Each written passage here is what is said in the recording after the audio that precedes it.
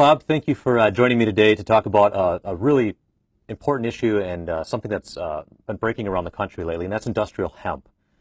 You've done quite a bit of research as a constituent of mine on the background of industrial hemp and the future of it as it relates to Yes. possibly Wisconsin. When I first heard the term hemp, and this was last session, I'm in my second term now, there was a bill, and apparently it's been out probably the last decade, on industrial hemp every session. It rolled across my desk, and I thought the first thing that came to mind was, oh, this is marijuana. And I'm adamantly opposed to regulating recreational marijuana in Wisconsin. Can you kind of explain to me what is industrial hemp and why is it not marijuana? Well, hemp is an interesting crop. Like marijuana, it's from the cannabis genus, and it shares some traits such as a kind of a common leaf style. But outside of that, it's a dramatically different plant, used for entirely different purposes. Hemp, in general, is comprised of very tall, slender plants, closely planted together. And for most purposes, such as fibers, is comprised only of the male plants. Whereas in the case of marijuana, is that it's grown very widely spaced. It's much shorter, about 4 feet tall versus 9 to 12 feet tall. And the genetics that have been developed for marijuana require that the plant be grown widely spaced. It's very bushy, and it's only the female plants because the highest concentrations of the psychoactive element THC comes from the female flower and buds. And one of the common misconceptions is that, well, we're going to have a lot of marijuana grown in Wisconsin illegally because they'll just simply plant it along with hemp. Well, the difficulty comes is that as soon as you fertilize that female marijuana plant, it stops producing THC and starts producing seeds. And so the worst place to plant and try to hide marijuana growth is anywhere near a hemp field. So hemp is not marijuana. Legally, the difference between hemp and marijuana comes from the cannabinoid content. And in cannabis, there's over 100 different cannabinoids. The two most common ones are THC, which is the only psychoactive compound, So and it also causes you to get high. causes you to get high, right? And the other one is CBD, which has some just great medicinal properties to it.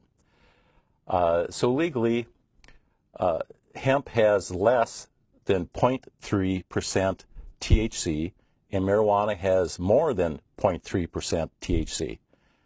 And to put that into perspective, for a light-framed person, that about 1.5% THC, if you smoke that, will start to get you high.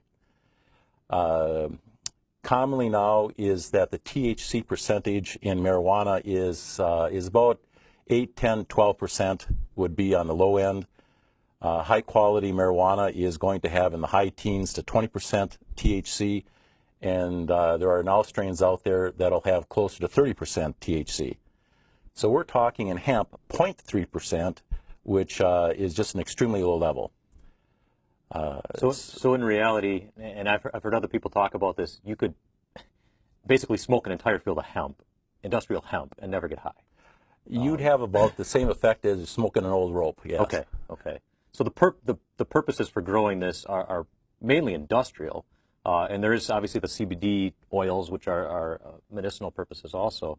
What would the reintroduction of this commodity in Wisconsin, which we have a long history in the past, in the early 1900s of growing here for the military and that, what would the reintroduction of this do to the recreational or even the medicinal marijuana discussion as a whole? Because we've had a lot of that in recent years here.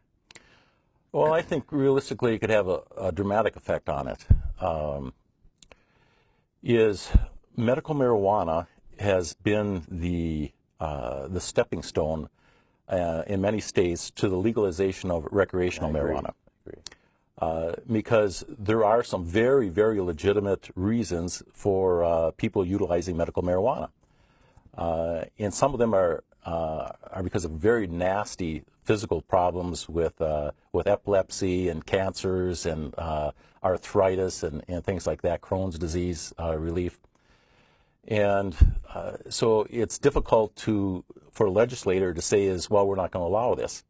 The difficulty comes in is that medical marijuana gets you high. And so the recreational marijuana advocates, they push for medical marijuana because once you have medical marijuana, it's much easier then to pressure for the legalization of recreational or a means to an end. Means to an end, yeah. However, medical marijuana can be completely replaced by what I refer to as medical hemp. Okay. Is the cannabinoid CBD has a much longer list of medicinal properties than THC does, and so it incorporates the list that THC has, and it adds in considerably more things like anti-inflammatories, anti-tumor, anti-depression type of things, which for a lot of people work, and I'm sure for some people it doesn't also. So in reality, the CBD oil from the industrial hemp plant is more beneficial or it covers more maladies, I would say, than the THC oil in yes. Okay. And so consequently then, if there was an established program in Wisconsin to grow hemp, to process hemp, and as one of the industries, because there's about 25,000 different uses for hemp. It's just an amazing plant. And one of them are the health benefits. Okay. Well, I see this as a big, so right now the agriculture industry in Wisconsin and quite frankly around the country is in a depression. Yes. So I see this as something that we're reintroducing a crop in Wisconsin that we used to be able to grow in the past, that the federal government has allowed us to grow again as long as we as a legislature legislate as such. I see it helping the egg industry and at the same time creating a whole new industry and new job opportunities out there. What kind of things do they make with industrial hemp? I mean, what kind of products do we make with industrial hemp? Obviously, we talked the CBD oil, the medicinal properties, but what else do they do with the stalk of the plant? Well, I brought along, and this was sent to me by a friend of mine in Australia, okay, where it's legal to grow hemp, and this is the process stalk where the fiber, which this is, was stripped or decorticated out of the stalk. It's a fairly difficult process to do, but this is hemp fiber. It's the strongest natural fiber that exists. When it's properly cleaned and bleached and woven, is that it's warmer than cotton.